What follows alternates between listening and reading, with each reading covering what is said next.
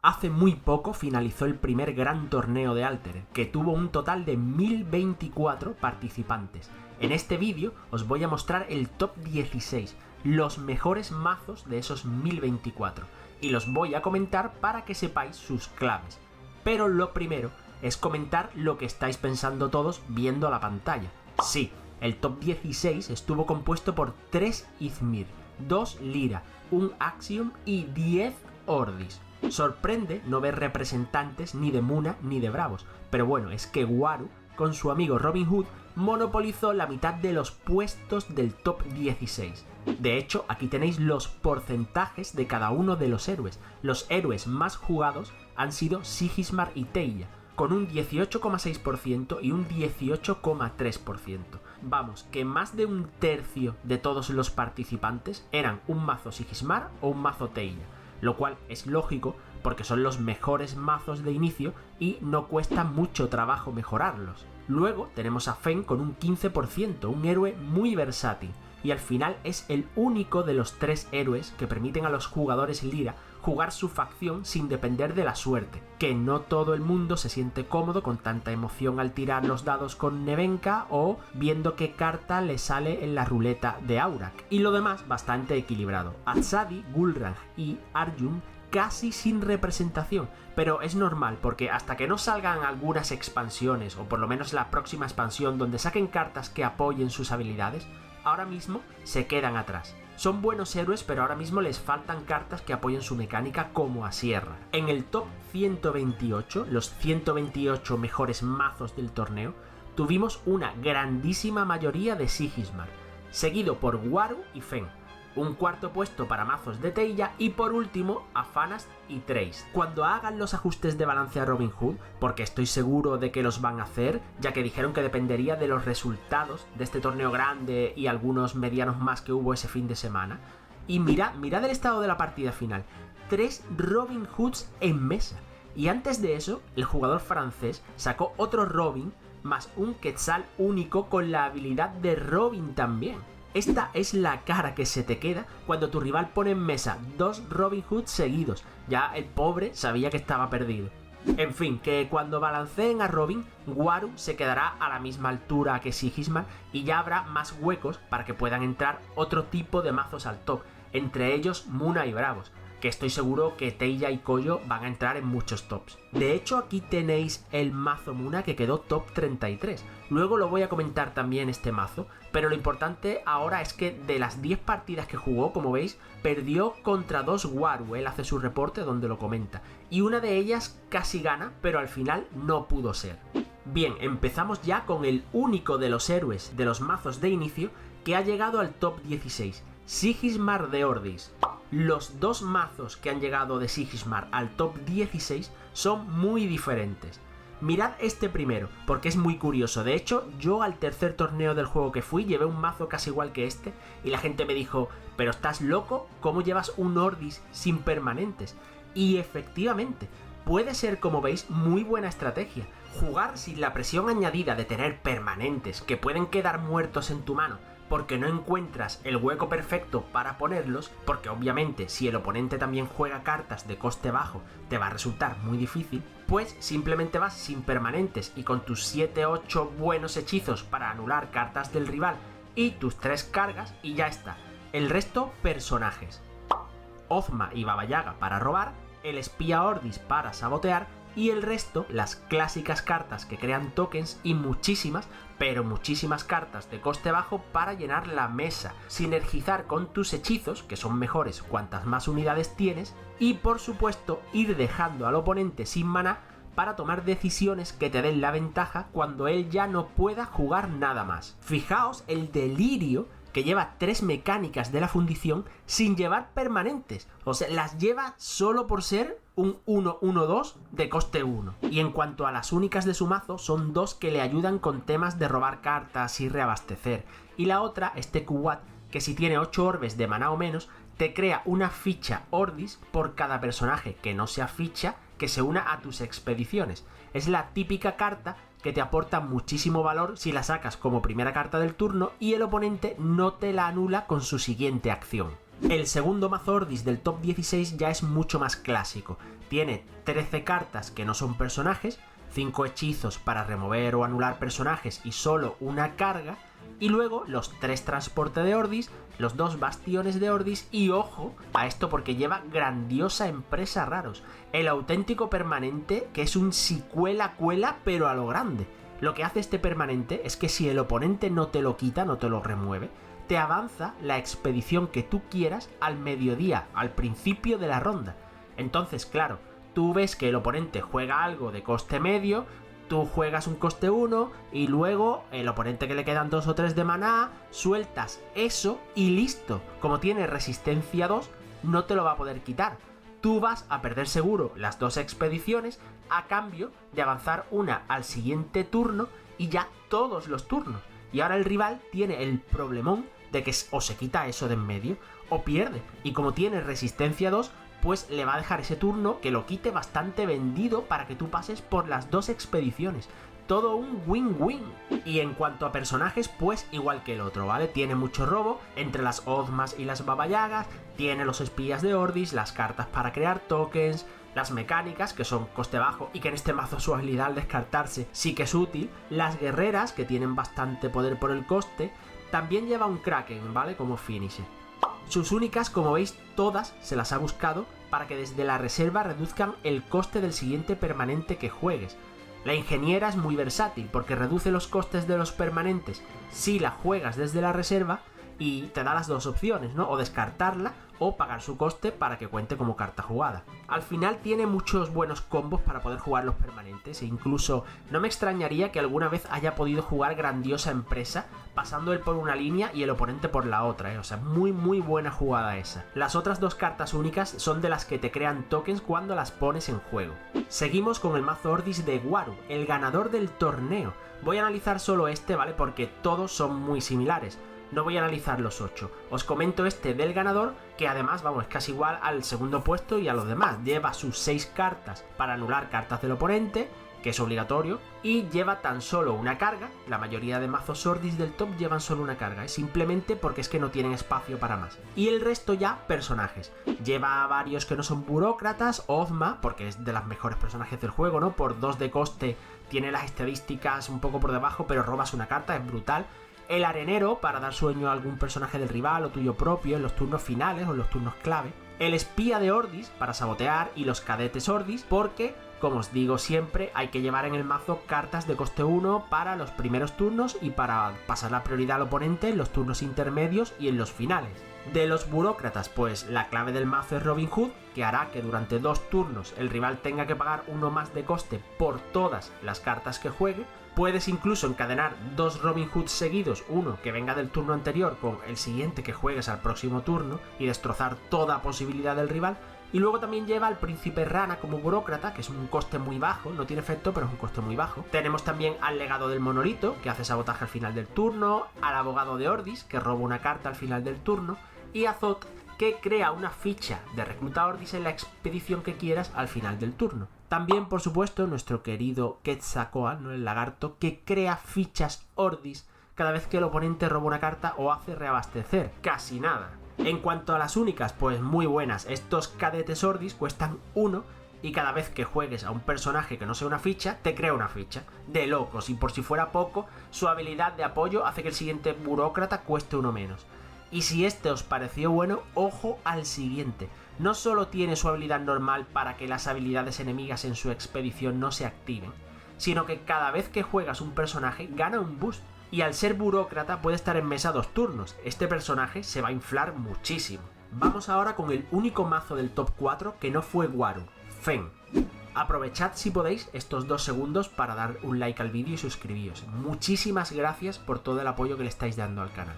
Como veis, es un mazo que lleva Festival Lira, pero que no se centra en ganarte tan solo con el Festival Lira. Tú al mazo le quitas los 2 festivales Lira y te gana igual, pero el festival le da una segunda condición de victoria que cuando te cuadra la mano, pues la aprovechas y directamente ganas. Lleva 7 cartas para anular cartas del oponente y otras 3 cartas para desgastar al oponente o controlar la mesa. Luego tenemos muchas cartas que interaccionan con nuestra reserva, como Anansi, de las mejores cartas del mazo porque da un valor a las zonas espectacular por el coste que tiene. La Tejetintas del Uroboros, otra de las mejores cartas, porque nos permitirá muchas combinaciones y también es de las pocas cartas Lira que podemos usar al principio del juego sin que tengan ceros por los que se nos pueda colar el rival. Campanilla para sabotear, los sombrereros y el aloe vera para los anclajes, que permiten ganar por el Festival Lira o simplemente darnos valor para turnos posteriores, el arenero para dar sueño, que igual nos sirve para el festival o para los turnos finales o claves, para anular personajes del rival. Como veis, es un mazo muy versátil, jugarlo es un gustazo.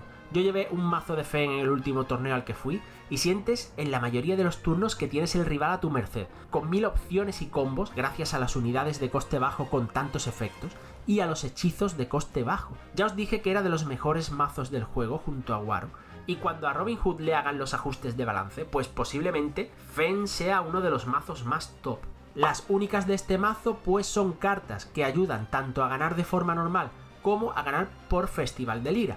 Por ejemplo, está Martengala, que por 2 se puede poner en un 3-4-4 como mínimo y un 5-6-6 como máximo, casi nada. Y encima da anclaje a las cartas con coste 3 o menos al jugarla desde la reserva, y su habilidad de apoyo hace que la siguiente carta te cueste 1 menos. Hathor también es capaz de dar anclaje y ayuda a rescatar cartas de la reserva a la mano.